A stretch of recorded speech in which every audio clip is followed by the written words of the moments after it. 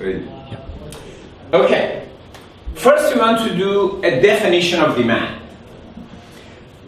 The demand is basically willingness, desire, and ability of buyers to purchase different quantity of good at different price during a specific time period. Now, when you define this, you have to know that there are certain words here that they're key. If you miss those keywords, if you don't write about them, if you don't say anything about them, your whole definition is wrong. What are the keywords here? The keywords, one of them is willingness or desire. The other one is ability. For example, if you have the ability, but you don't have willingness, it's not good. You're not in demand for that product. Or if you have willingness, but you don't have ability, it's not good for demand for that product. Right, for example, let's say I love to have Lexus, right? Or Mercedes-Benz, the real expensive one. But I do not have the ability, so I'm not in demand for them, right? So you know what? That's why I get my most of my flyers from who? From Ford and Hyundai, right? Not Lexus. I want to get that, but I don't. So, or ability. You can have ability, but if you don't have desire, you're not in demand for that. Like Warren Buffett. You know Warren Buffett, right? Have you heard of him? Okay, he has a lot of money, doesn't he? But what type of car do you think he drives? Very cheap car. He is not into expensive car or anything because he doesn't have desire for that. For him, it's practical. Just use something to go to work and do your needs, right? So for him, again, he's not in demand for the product. Another key words is a specific time period. If you don't mention during a specific time period, then again the demand definition would not be right. For example, if I say there is 10,000 Lexus per month demanded, 10,000 Lexus demanded, if I don't say per month, doesn't mean too much. Because it could be per year, per week, per month, right? It would be a major difference when you mention what time period. So these are for definition of demand that you should do.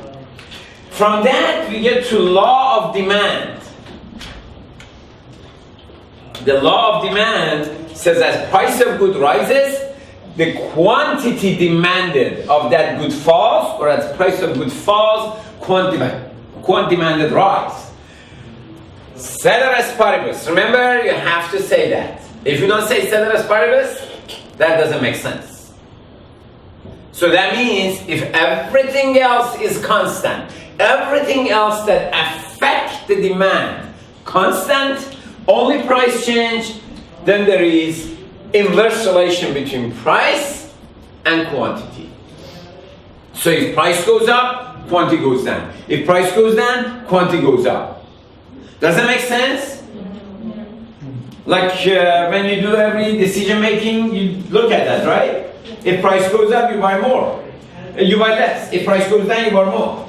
So that's why we call it law of demand, because everybody basically does that. Okay, now we want to say, how do we rationalize this law of demand? How do we explain that? Is there anything that also we can say that explain the law of demand? Your textbook mentioned something. Let's first talk about this, and then I'll talk about why the law of demand can be explained. How? Demand schedule is a numerical representation of that law of demand. So when I talk about law of demand, at each price, what's the quantity? Then I show you in a schedule. That would be numerical representation of that law of demand. Now, talking about demand, the law of demand, one of the things we talk is price. When we talk about price, we usually have two types of price in economics. One, we call it absolute price, money price. That's the price you pay. For example, I pay $1 for this, that absolute price. The other one is a relative price or opportunity cost that we learned from previous chapter. That's the price of good in terms of another good.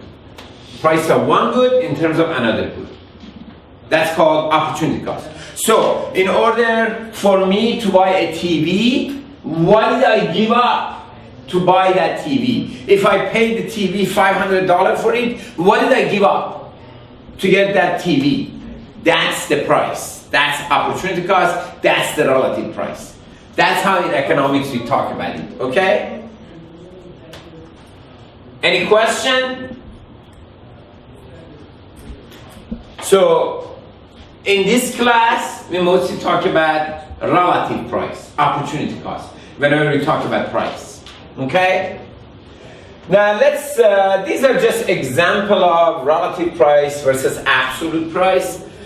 There is a formula which is in your book on chapter 4. It says relative price of car, for example, in terms of computer. There's always absolute price of computer over absolute price of car or absolute price of computer. So $30,000 is car, $2,000 is computer. That means you have to give up like 15 computers. We have to take resource from 15 computers in order to make one car or buy one car. Okay? Or we can say, what's the relative price of computer in terms of cars? Then it's absolute price of computer or absolute price of car, which is 1/15. So we will be back to that again in chapter 4. We'll talk a little bit more about this.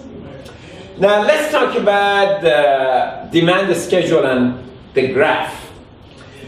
First of all, here we have different prices and different quantities. Let's say at price 4, quantity is 10, at price 3, quantity is 20, at 2 is 30, at 1 is 40.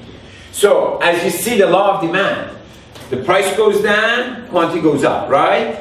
Or price, that's what you see. So we have point A, B, C, D. We are going to construct a graph with that. Now, in order to construct a graph, one thing you have to remember. Always, the vertical axis is price. The horizontal axis is quantity. Never do the other way. So price is here, quantity is here. So at price of 4, quantity is 10. At price of 3, quantity is 20. At 2 is 30, at 1 is 40. You just get point A, B, C, D. You connect it together. That makes it the demand curve. Right? Now what is the slope of this? Can you tell me if you have your knowledge of a slope? Is the slope positive or negative here? Negative, exactly. Which means there is inverse relation between price and quantity. Which means if price goes down, quantity goes up. Now, here at price of 4, quantity demand is 10, at price of 3 is 20. We call that quantity demanded. Later on you'll see there is also terminology demand. Demand and quantity demand are two different concepts. Any questions so far? Okay. Let's talk about the law of diminishing marginal utility.